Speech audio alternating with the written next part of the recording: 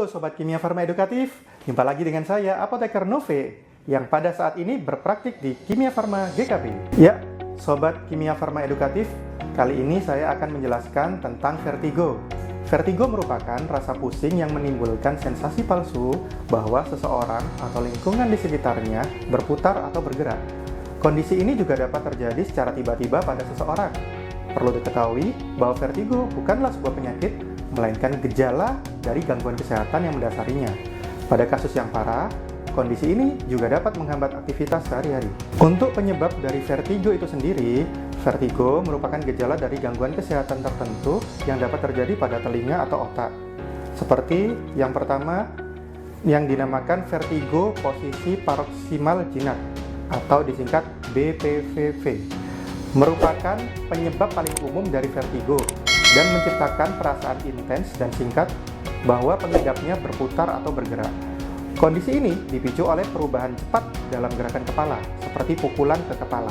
Penyebab yang kedua adalah bisa jadi karena infeksi. Jadi infeksi virus pada saraf vestibular yang disebut neuritis vestibular atau labirin dapat menyebabkan vertigo yang intens dan konstan. Penyebab yang ketiga yakni penyakit Meniere, yakni ketika ada cairan yang berlebihan menumpuk di telinga bagian dalam. Hal ini dapat memicu episode vertigo mendadak.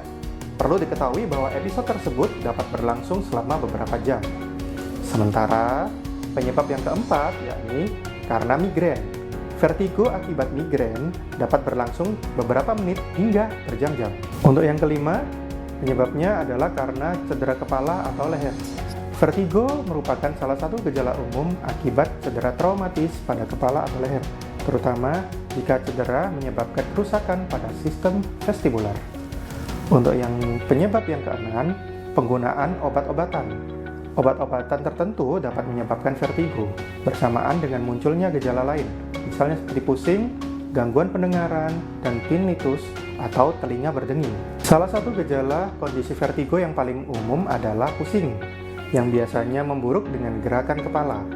Gejala ini biasanya digambarkan oleh pengidapnya sebagai sensasi berputar, dengan ruangan atau benda di sekitar mereka tampak bergerak.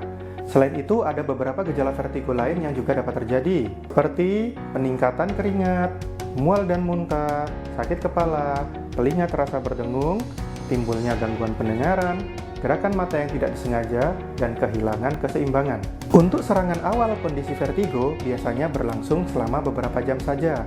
Namun, jika tidak segera ditangani, vertigo akan selalu kambuh dan dapat meningkatkan risiko terjadinya stroke. Untuk pengobatan dari vertigo ini sendiri, sebenarnya beberapa kasus vertigo bisa sembuh tanpa pengobatan loh, sebab otak berhasil beradaptasi dengan perubahan pada telinga bagian dalam.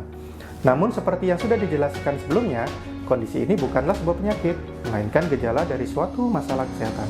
Beberapa perawatan kondisi vertigo yang umum dilakukan biasanya yakni penggunaan obat.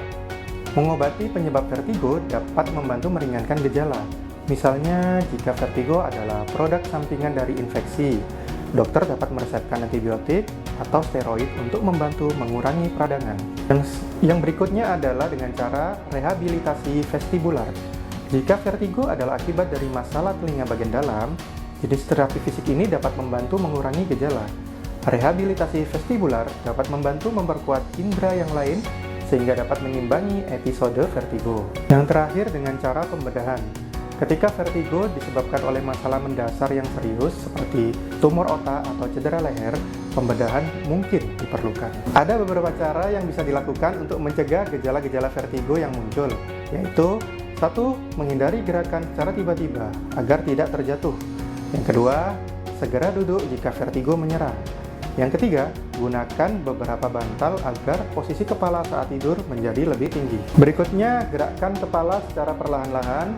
Hindari gerakan kepala mendongak, berjongkok, atau tubuh membungkuk. Bagi pengidap penyakit Meniere, batasi konsumsi garam dalam menu sehari-hari. Ya, demikian sharing kita kali ini, Sobat Kimia Farma Edukatif. Jangan lupa untuk like, share, komen, dan subscribe. Dan jangan lupa, tanya obat, tanya apoteker. Wassalamualaikum warahmatullahi wabarakatuh.